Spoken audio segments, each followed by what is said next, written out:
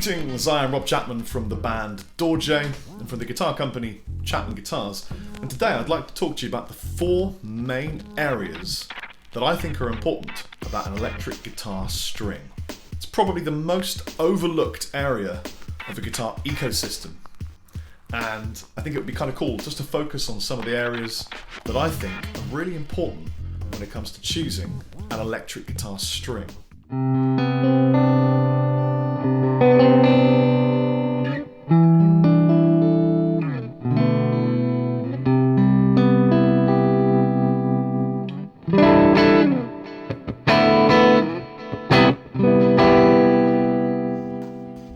Number 1, consistency of feel.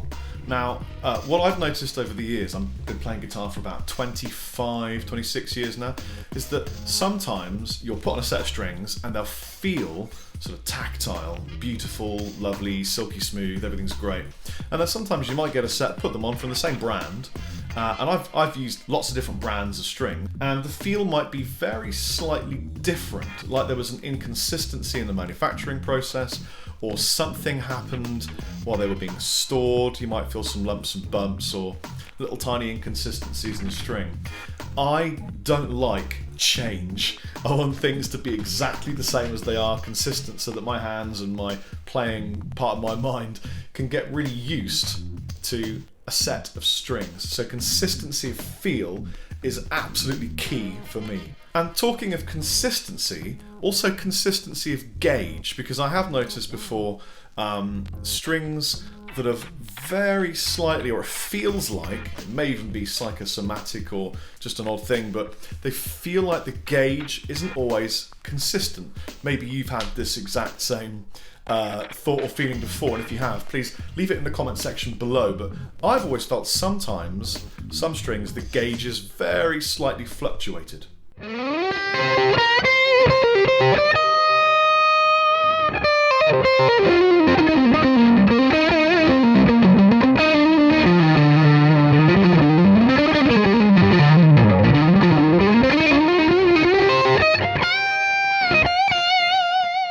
Number 2, tone. Now obviously tone is probably the most important thing, but I suppose I'll put it down in the second category, because if they don't feel good to play, you're not even going to care if the tone is great. So tone is at number 2, and obviously it's really, really key. The strings allow a great guitar sound. Now the problem here is that unless you've gone through lots of different brands and played for a long time, and also unless you're consistent with the gear that you use, so for example, there's no point jumping from one amp to the next and trying to work out the tone of your strings. It's never going to work. You need a consistent tone for many years, and also you need to know what it is you're looking for in a tone, because of course there is no holy grail tone, it's just the tone that you like. So it's important to me that an electric guitar allows a crisp, bright, clear tone. I don't want a dark, thick tone, because I'm playing an electric guitar, not a bass. I'm not playing a low range register instrument, although sometimes I do tune quite low. I'm looking for crisp, bright, mid-range, focused tone.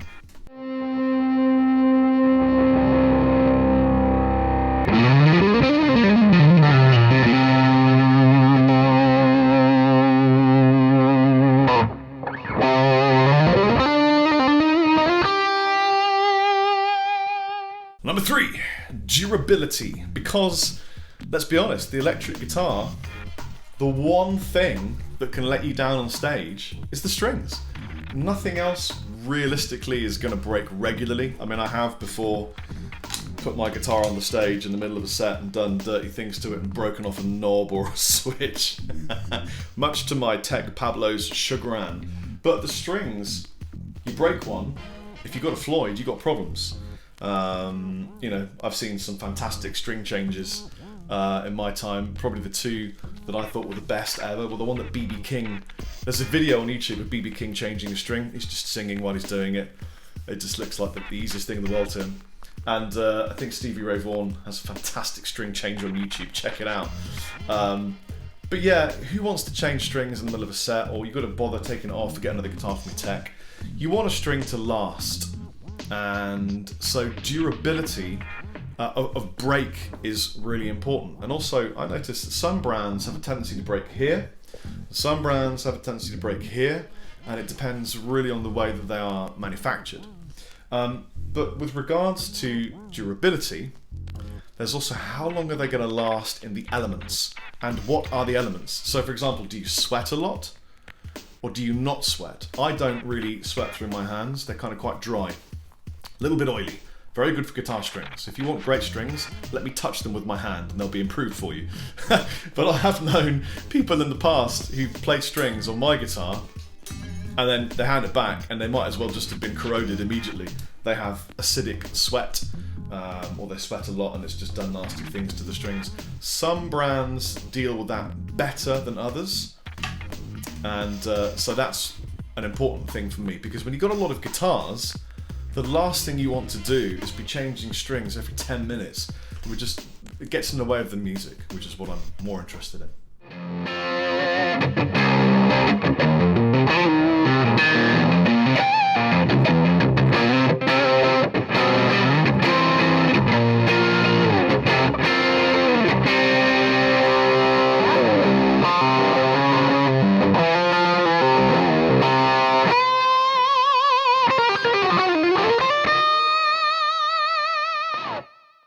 And then finally, speaking as a professional touring musician, what you're really looking for in a string brand is for the brand to give a shit about you.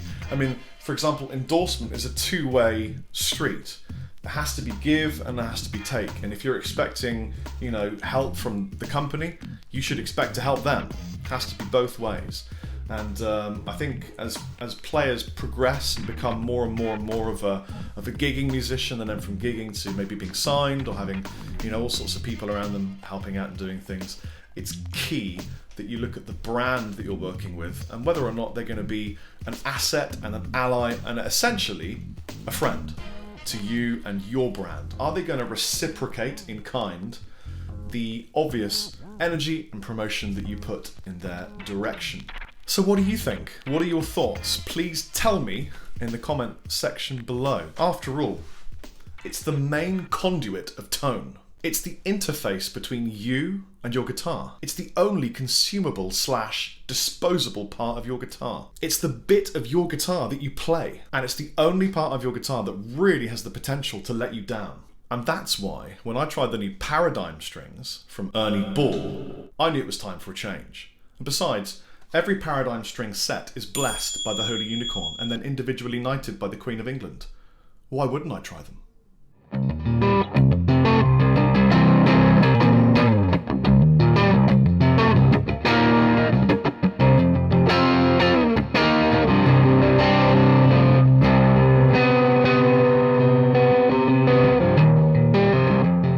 Just on a more serious note, these are fantastic strings. And I know that a lot of you are probably going to, in the comment section below, mention another brand I've been famous for using for the last 10 years. I very rarely change my string brand. In fact, I've done it twice in my life. I started playing Dean Markleys when I was a little kid. And then I moved to D'Addario for many years because for me they were great strings. They still are great strings. But I really, really like the Paradigm strings, and it was a problem for me because I had to make a big change. I don't like change, but this was a great change for me. And the Paradigm strings, I don't really care about the fact that they're really durable and they don't break. I don't really break a lot of guitar strings, but I do care that they sound absolutely ridiculously fantastic. And I do care that they feel phenomenal. And it was enough of a change for me that I jumped over to Ernie Ball. And I'm really glad that I did. So give them a try or don't. Totally up to you. Take it easy.